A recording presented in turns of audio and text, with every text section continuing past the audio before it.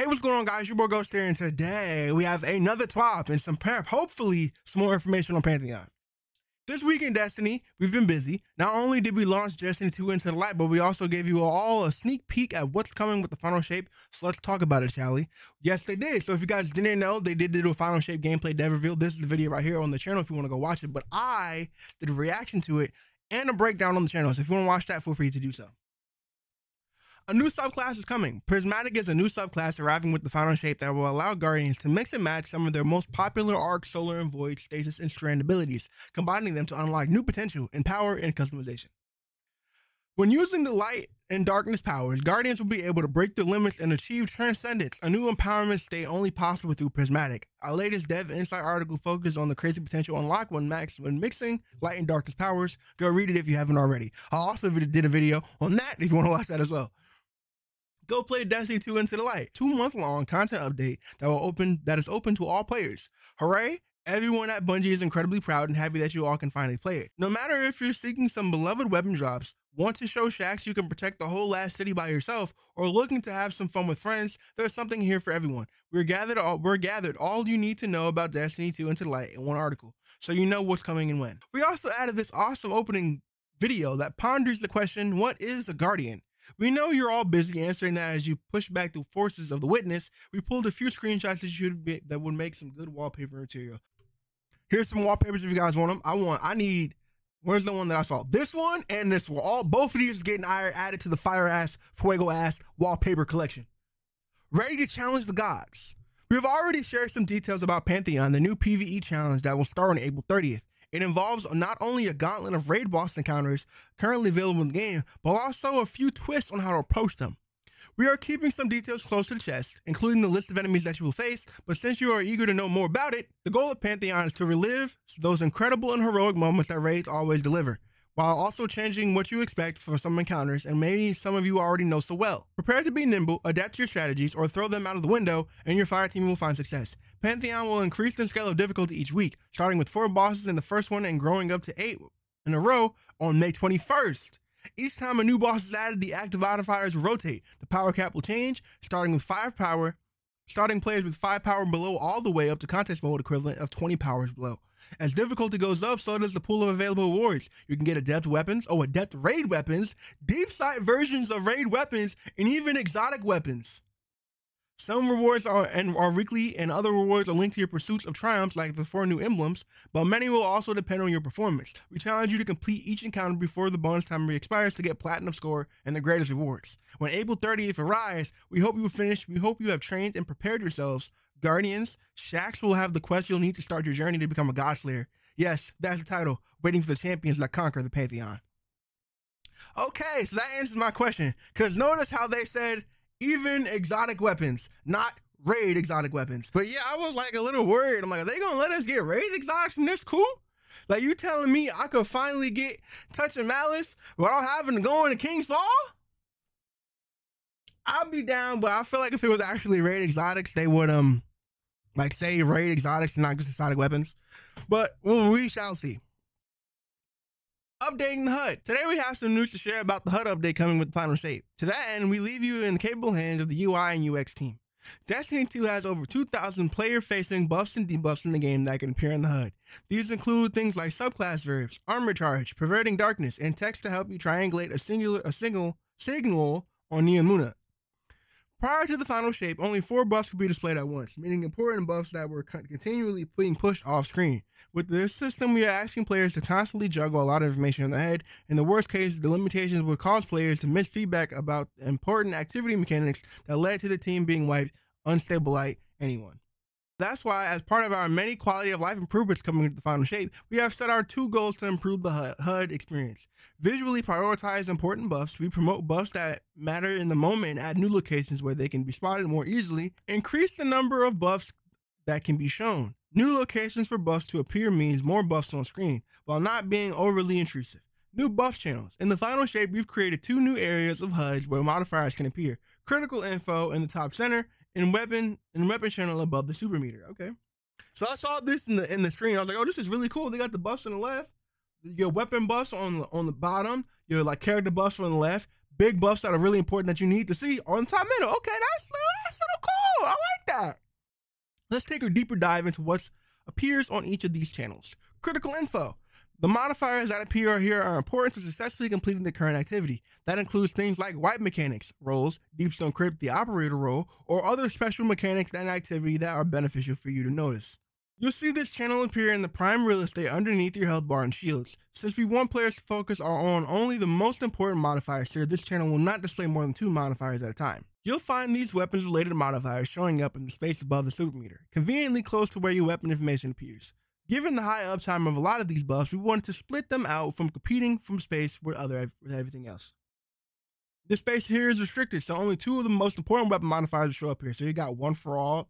Okay, so you got your damage buff and your origin trait that he's using a crucible weapon. What weapon is that? Hold on. There is no strained hand cannon in rotation right now. That's a new hand cannon. Am I tripping? Please tell me if I'm tripping in the comments below. Prioritization. As part of the new changes, we made a prioritization path to help the most relevant buffs and debuffs in the moment stay visible on screen, even when there's a lot going on. High priority buffs will push lower priority buffs lower or out of the HUD display. Previously, it was very unpredictable which buffs could get knocked out of the HUD display as more buffs would get added. You'll find buffs generally prioritized within all channels as follows. Highest activity information. These are buffs that guide your play in the activity. We want to make sure players always have this information on screen. Note that dangerous or otherwise critical activity information will always be shown in the critical info channel. Second to second gameplay choices. These buffs that are required to play your build effectively, such as armor charges or ability cooldowns like tangle cooldowns. Short to medium term gameplay choices, subclass verbs like amplified, weapon damage buffs, or temporary ability bonus such as those as from aspects and fragments and prioritized this way. Passive buffs and learning on how to passive buffs useful for learning or confirming intuition. Includes ability generation buffs or temporary stat boosting buffs. Updates to buff appearances. In addition to the setting up of 2 new channels on the HUD, the team has also picked a passive readability of our buffs and debuffs. Okay. This is cool. Okay, so you can clearly see what's a buff and what's not a buff. Green is good, red is bad. Yellow is using exotic, blue is good, red is bad. All of our green buffs and red buffs now have their own thick line weight on top and bottom respectively to make it easier for colorblind players to read. Subclass related buffs and debuffs maintain on their diamond shape, but they more clearly indicate whether they are buff or debuff in nature. Also, timer is now displayed on the left side of the buff icon. Previously, it was displayed after the buff name. This should make it easier to know when your debuff or buff is about to expire, no matter how long the description might be. Future considerations. As many players have noticed, some footage of the Final Shape on April 9th, the Final Shape developer gameplay preview, showed in development HUD channel that was on the right side of the screen. During development, we got a little feedback that the player that was pulling the player's eyes to an unfamiliar part of the screen, and that it was too much change all at once. Let me refresh. That's why we refocused the display in the Final Shape, and we'll evaluate adding another channel in the upcoming release. After we have learned more of how players react to the changes we announced today, what do you think? What would you want to see on that channel or move into it? As always, your feedback is invaluable to us. We want to hear all about it. Okay, I'll give you some feedback right now. I think you should do it. I think you should do it and then add the ability to turn it on. Because the ability to have that I could just know, like I feel like it'd be so easy for me to get used to have buffs on one side, debuffs on one side, critical information in the middle. That would be beautiful. Like you got your buffs on the left side of your screen, your armor charge, your restoration, your healing, your anything else. And then I got debuffs on my other screen, cooldowns on the right side of my screen, critical information like explosive light under my health bar, and then weapon ability perk abilities on my weapons meter. That would be beautiful. Have the ability to turn it on if you want. If you don't want to turn it on, turn it off, and everything's gonna appear on the left. I think that would be great. Have your buffs on one side, your debuffs and cooldowns on the other side, your weapon perks above your weapons, and critical information below your health bar. I feel like it'll be a bit too much, people, but I feel like once people get used to it, the information is going to be invaluable. So have the ability to turn it on and turn it off. Weapons rotating on June 4th. As with every new content released in Destiny 2, we are swapping some of the weapons that drop. We have already shared some details about the loot pool in Final Shape, but if you don't want to miss the opportunity of getting some rolls before the time, here's the list of weapons leaving the pool on June 4th. Trials of Osiris, Unexpected Resurgence Glaive. Don't nobody care about that. It's already out of rotation. Counterfact GL3 Heavy Grenade Launcher. Last week is April 23rd. If you had dropped this earlier, we would care about it. But we got Edge Transit. We don't care about that no more. Messenger Post Rifle, leaving last week is May 14th. I've heard some good things. Some people are saying that Elsie's rifle is better. Some people are saying that it isn't better. Maybe I want to get this. Igneous Hammer, I need this thing. Bungie, please don't make May 21st the first and last time you're going to be able to get it before it goes away. I need it to be like 2 weeks, maybe, hopefully. Nightfall, Osprey rocket launcher. This is a pretty good rocket launcher. This is the last week to get it right now. Get it if you want it. Lord of Question fusion rifle, leaving April 23rd. Next week. No, 2 weeks from now. Iron Banner, Kilts For Kids fundraiser returns.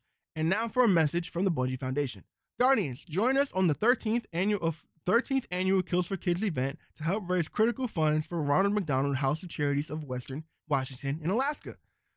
Your dedicated Kilts crew is back. Christine, Mark, and Forrest never shy away from donning kilts and getting in front of the camera to help encourage you to join the cause. Thank you for all of you who kept this tradition alive, helping us raise over $850,000 to date. This equates to nearly 28,500 nights for families from all over the world to stay at the Ronald McDonald House completely free of charge while we receive medical treatment from the Seattle Children's Hospital. Amazing. It sure is. Between now and Friday, April 19th, help us achieve our goal of $77,777 goal by heading to the RMHC donation page and casting your votes for Team Bungie, not Dungy. Each vote is $10, and every $30 donated will pay a family to stay in the Ronald McDonald for one night. In addition to helping kids and families facing illnesses, we have a great lineup of rewards for you. $10 donation receives a new Kilted Out shader, insert graphic.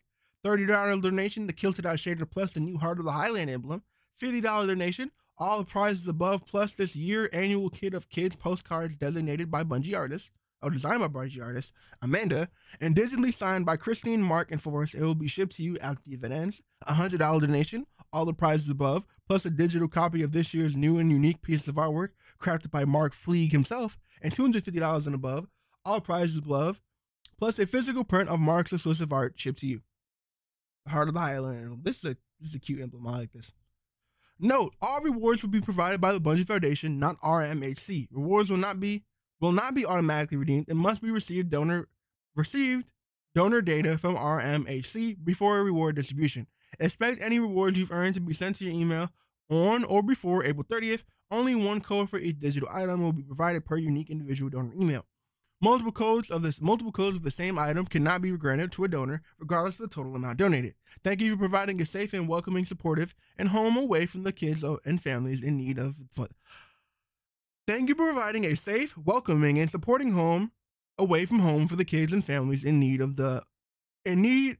through this fun annual tradition. You are a light in our community. Love the Bungie Foundation. So if you guys want to donate, go ahead and donate. This is a cute emblem, and all the money goes to a great cause. Help them out. Kilts For Kids. Come on. I might donate for this emblem. This emblem is hard. I need $30. I get the shader and the emblem. Might be cool. Player support report. Super Black Shader heist planning ongoing. Inquire at the Drifter. Yes, I'm gonna need that. Text chat. Beginning of the launch of 7.3.6, in-game text chat has been updated to auto-join players into chat by default. Additionally, players will default to automatically join the voice chat